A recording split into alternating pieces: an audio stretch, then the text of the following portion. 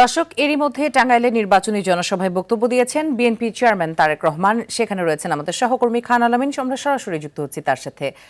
আলামিন, জনসভায় তারেক রহমান কি কি প্রত্যয় ব্যক্ত করলেন, বিস্তারিত জানাবেন। তারেক রহমান মূলত সকল সমাবেশে তার দল ক্ষমতায় গেলে কি কি উন্নয়ন করবে, কি কি পরিকল্পনার মাধ্যমে দেশকে এগিয়ে নিয়ে যাবে, সেই বিষয়গুলো স্পষ্ট করেই তুলে ধরেছেন।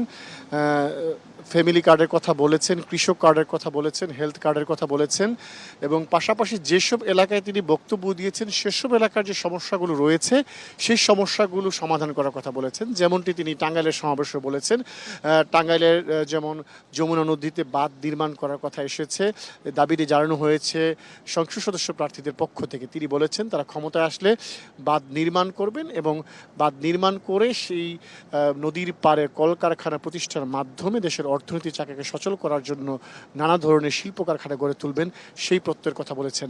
এছাড়া টাঙ্গাইলের যে তাঁত শিল্প রয়েছে, টাঙ্গাইলের যে তাঁতের শাড়ি রয়েছে, এগুলোকে বিশ্ব দরবারে কীভাবে নিয়ে যাওয়া যায় সেই পরিকল্পনার কথা বলেছেন।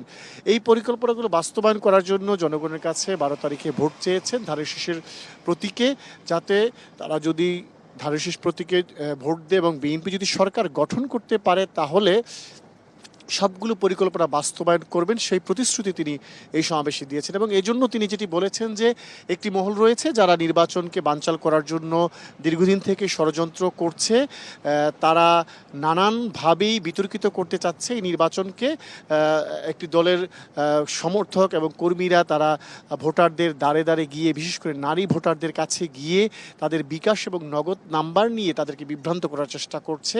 এই বিষয়ে সকল জনগণকে সতর্ক থাকার আহ্বান জানিয়েছেন। পাশাপাশি আরেকটি বিষয়ে বলেছেন যে ভোটের দিন কেন্দ্র পাহারা দিতে হবে, কেউ যেন একজনের ভোট আরেকজন দিতে না পারে, অর্থাৎ কোনো জাল ভোট যেন কেউ দিতে না পারে, কিংবা আগে যেরকম দেখা যেত যে কেন্দ্রের মধ্যে দীর্ঘ সারি কিন্তু সামনের দিকে আগায় না, এমন পরিস্থিতি যেন কেউ করতে না পারে, সেই জন্য সবাইকে সতর্ক সজাগ দৃষ্টি রাখার আহ্বান তিনি জানিয়েছেন।